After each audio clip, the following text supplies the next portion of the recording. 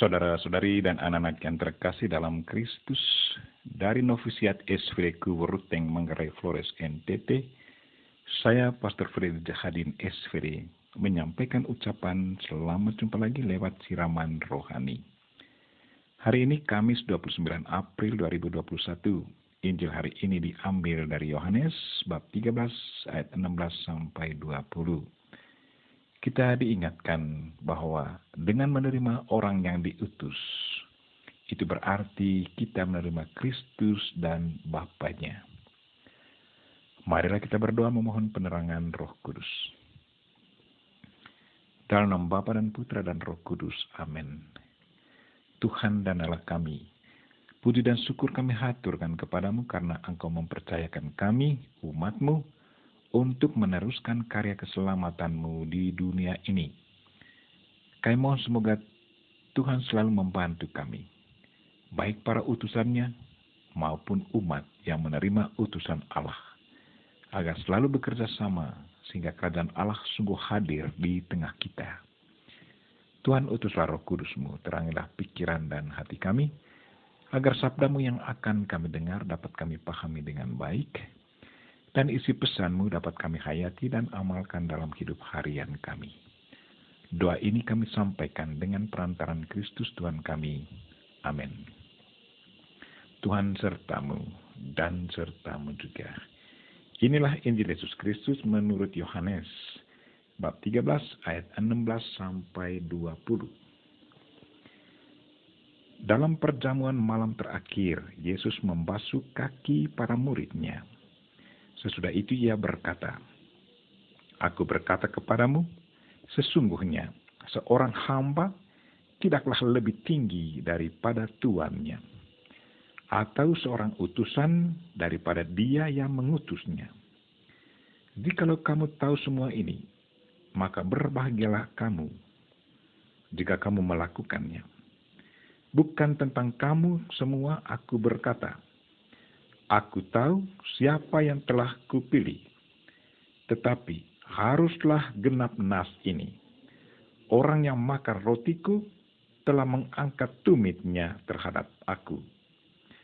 Aku mengatakannya kepadamu sekarang sebelum hal itu terjadi, supaya jika hal itu terjadi, kamu percaya bahwa akulah dia. Aku berkata kepadamu, sesungguhnya, barang siapa menerima orang yang kuutus, ia menerima aku. Dan barang siapa menerima aku, ia menerima dia yang mengutus aku." Demikianlah Injil Tuhan. Terpujilah Kristus. Saudara-saudari dan anak-anak yang terkasih dalam Kristus, tema renungan kita hari ini ialah menerima yang diutus berarti menerima Kristus dan Allah Bapa. Injil hari ini sungguh menyejukkan hati kita, secara khusus hatiku. Saya tidak tahu bagaimana perasaan dari teman-teman yang secara resmi diutus oleh pejabat gereja, entah oleh uskup, atau oleh pemimpin kongregasi, atau oleh pastor paroki bersama anggota dewannya, untuk melanjutkan misi Kristus agar ajarannya selalu diwartakan, sehingga kerajaan Allah hidup di tengah kita. Lewat bacaan Injil hari ini, saya diteguhkan karena saya diutus oleh Yesus Kristus sendiri lewat pejabat yang sudah dipercayakannya. Sewaktu saya diutus, sesungguhnya kekuatan Kristus sudah menyelimuti saya. Sewaktu saya diutus, sesungguhnya Yesus Kristus mulai berjalan bersama saya ke tempat tugas, mendampingi saya sampai pada akhir hidupku di dunia ini.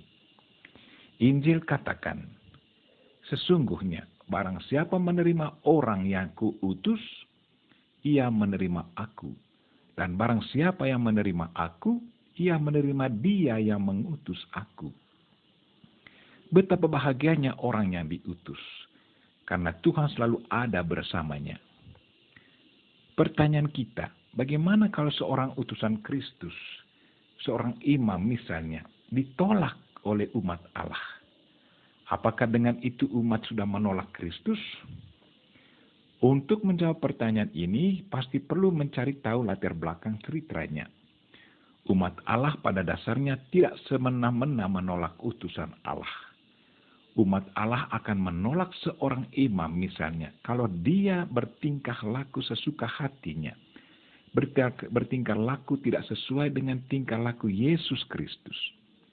Hari ini Yesus dengan tegas katakan, sesungguhnya seorang hamba tidaklah lebih tinggi daripada tuannya, ataupun seorang utusan dari dia yang mengutusnya.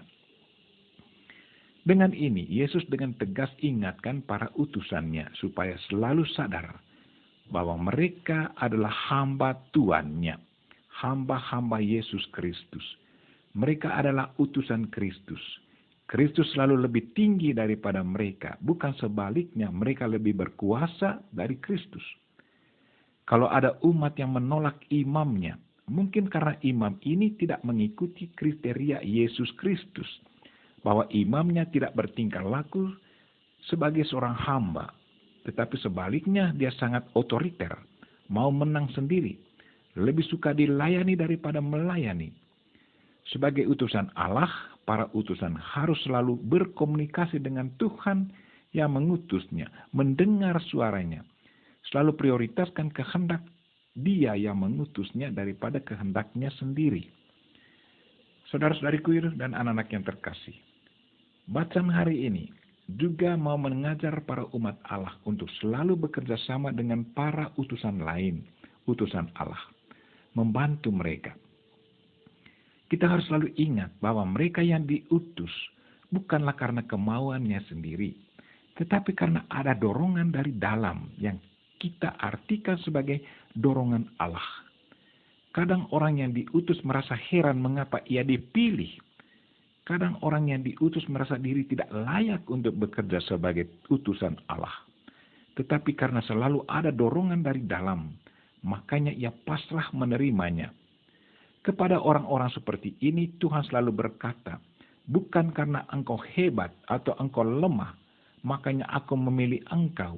Tetapi karena aku mencintaimu dan aku akan bekerja dalam dirimu. Kita ingat panggilan Moses, Bunda Maria, panggilan Santo Paulus, mereka semua pasrah pada kehendak Tuhan. Kekuatan mereka adalah Tuhan sendiri.